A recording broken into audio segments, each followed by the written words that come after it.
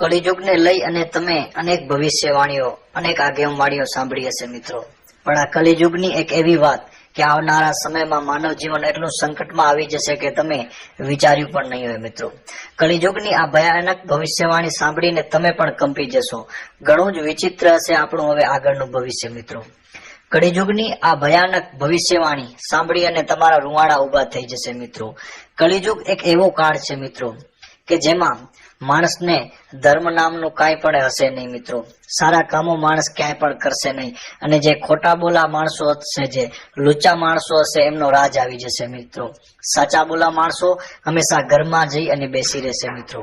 ત્યારે એવા કળિયુગની આપણે અત્યારે વાત કરવાના છીએ કે જે કળિયુગ અત્યારના સમયમાં જે ચાલી રહ્યો છે, ને 2024 પછી કળિયુગ કેવો હજી આવશે મિત્રો, એની બધી માહિતી તમને આ વિડીયોમાં જોવા મળશે મિત્રો. આગળના સમયમાં મિત્રો કળિયુગમાં એવી ઘટનાઓ બનશે. આપણા શાસ્ત્રોમાં 4 યુગનું વર્ણન કરવામાં આવેલું છે મિત્રો, જેમાં સતયુગ, ત્રેતાયુગ, દ્વાપરયુગ અને અત્યારે આપણે જેમાં જીવી રહ્યા છીએ કળિયુગ. તેમાંથી હાલ કળિયુગ ચાલી રહ્યો છે મિત્રો. દ્વાપર યુગમાં મહાભારતનું યુદ્ધ પૂરું થયા બાદ ભગવાન શ્રી કૃષ્ણ દ્વારિકા નગરી પરત આવી ગયા હતા. બાદમાં તેઓ થોડા સમય માટે દ્વારિકામાં રહ્યા અને વૈકુંઠ ધામ પરત ફર્યા હતા.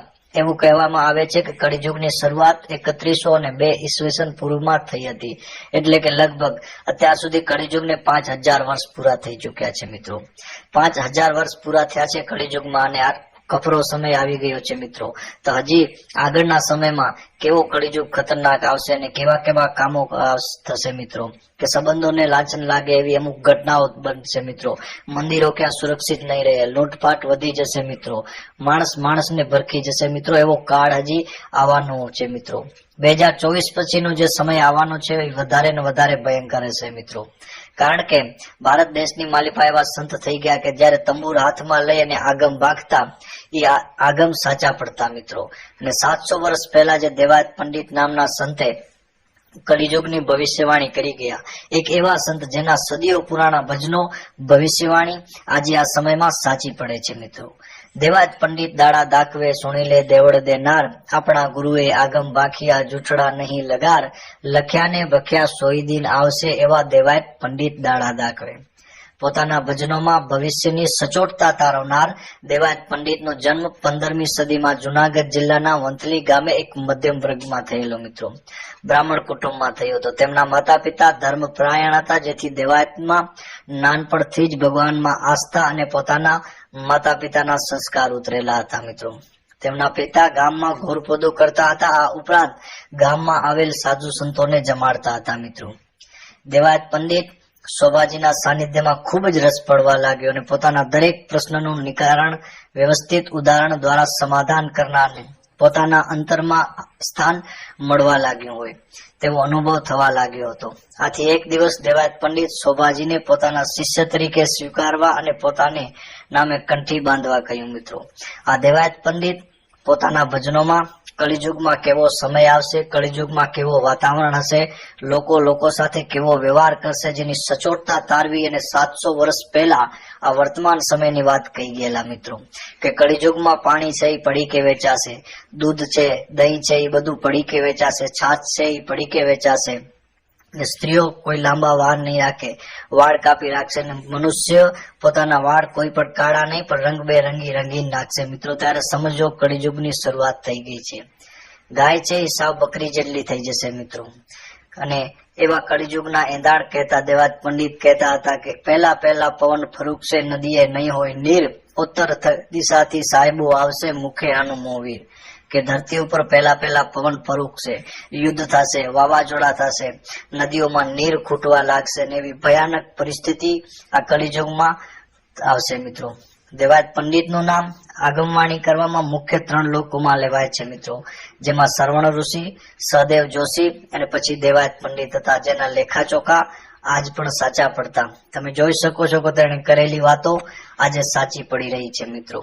ધરતી પર યુદ્ધના વાહનો ચાલશે, નગર સૂનું થવા લાગશે, લોકોની લક્ષ્મી લૂંટાવા લાગશે, છતાં જો કોઈ રાવ કે ફરિયાદ કોઈની સાંભળવામાં આવશે નહીં. સંપત્તિ અને સ્ત્રી બંનેને લક્ષ્મી દ્વારા સંકેત આજે આપવામાં આવેલો છે મિત્રો. બંને લૂંટાય છે પણ કોઈ ફરિયાદ નથી થતી કે કોઈ સાંભળવા તૈયાર નથી. પોરો આવ્યો સંતો પાપનો, ધરતી માંગે છે ભોગ, કેટલાક ખડગે સહારશે ને કેટલાક મળશે રોગ. તે કહે છે કે સંતો પણ પાપનો આશરો લેશે અને ધરતી ભોગ માંગવા માંડશે. ધરતી, માણસ, પશુ, પક્ષી, વનસ્પતિ સહાર કરવા લાગશે. યુદ્ધો થશે, ઘણા રોગોથી માણસોના મૃત્યુ થશે મિત્રો. યોગીઓ અને સતીઓ પોતાના યોગ અને સતીત્વ મૂકશે અને સાબરમતીના કિનારે થશે સુરાના સંગ્રામ.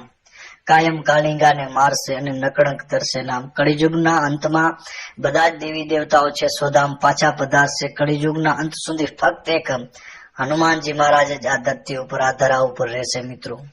એવા દિવસો આવશે અને નકળંક નામ અવતાર ધરશે અને ખોટા કામ કરવા વાળાને સજા આપશે મિત્રો.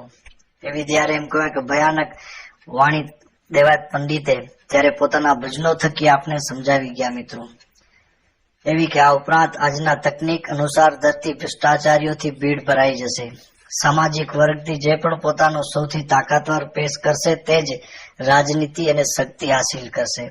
કળિયુગમાં લોકો શરદી, તોફાન, ગરમી વગેરેથી પરેશાન થશે. ઝઘડા, કૂપ, ભૂખ, બીમારીઓ અને બેચેનીથી લોકો પ્રતાડિત થશે. કળિયુગમાં મનુષ્યના જીવનકાળની અવધિ વધારેમાં વધારે 50 વર્ષની થઈ જશે મિત્રો.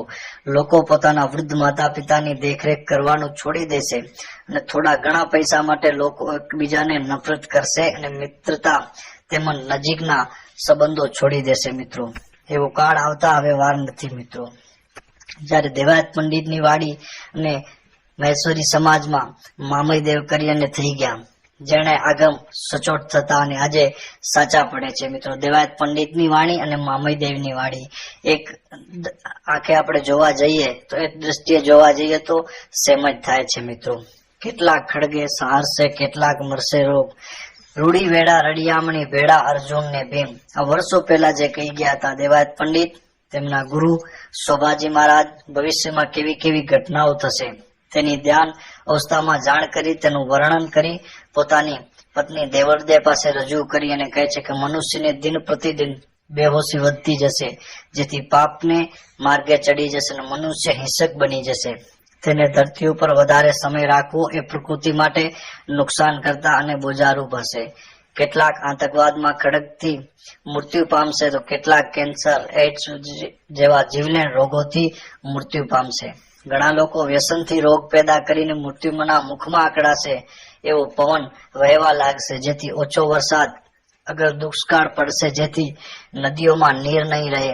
ઉત્તર દિશાથી રામદેવ પીર જેવી કોઈક ચેતના આવશે, જેથી આ સાથે હનુમાનજી રૂપ પણ હશે મિત્રો.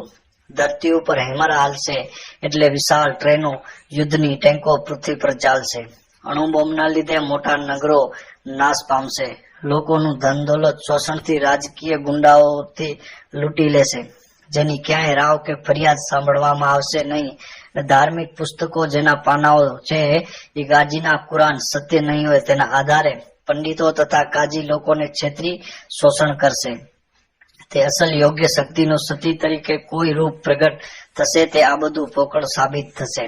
એવા આગમના એંધાણ કાંકડિયા તળાવે તંબુ તાણશે અને 100 ગાવની સીમ ઘેરી લેશે. એવી પડપડ આવશે જેમાં અર્જુન અને ભીમ સાથે હશે અને ફરી જતી સતી સાબરમતીને મળશે અને ત્યાં સુરીરોના સંગ્રામ થશે. ત્યાં કાયમ કાલિંગાને મારશે. એટલે વિકારિત બુદ્ધિવાળા લોકોને ભગવાન નકળંક એવું નામ ધારણ કરી અને વિકાર બુદ્ધિવાળા લોકોને મારશે. કળિયુગનો સમય પૂરો થતા સતયુગની સ્થાપના કરશે. તેની જાણ સમગ્ર જગતને થશે. જ્યારે પણ કોઈ યુગ પુરુષ આવે છે ત્યારે કળિયુગ ઉથાપી અને સતયુગ સ્થાપશે. ભગવાન શ્રી કૃષ્ણ, ભગવાન બુદ્ધ અને ભગવાન રજનીનેશની સુડેલી બુદ્ધિવાળા કળિયુગી માણસને મારી કળિયુગ ઉથાપી અને સતયુગની સ્થાપના કરશે મિત્રો. સદગુરુનું પ્રાગટ્ય એ સતયુગ છે મિત્રો. આવા કળિયુગમાં અનેક એવી વાતો પડી છે મિત્રો. ભવિષ્યના એંધાણ પડ્યા છે ભારતમાં. એવા અનેક મહાપુરુષો, વીર પુરુષો થઈ ગયા કે જે કળિયુગને કેવી કેવી ઘટનાઓ થશે કળિયુગમાં આવનારા સમયમાં. કળિયુગમાં લોકો સાથે કેવું વર્તન કરશે જેનું ભવિષ્ય પહેલા જ બાંખી લેતા મિત્રો. જ્યાં દેવાયત પંડિત 700 વર્ષ પહેલા પોતાની વાણી, પોતાના ભજનો થકી કહી ગયા કે કળિયુગમાં કેવો સમય આવશે અને લોકો સાથે કેવો વ્યવહાર કરશે મિત્રો. લોકોની હાલત કેવી થશે, કેટલાક નવા રોગ આવશે રોગ નહીં તો માણસો વ્યસનથી પણ પોતાનું જીવન પોતાના હાથે ટૂંકાવશે મિત્રો, અને પછી નકળંક અવતાર ધરી કળિયુગને અંત કરી અને સતયુગની સ્થાપના કરશે.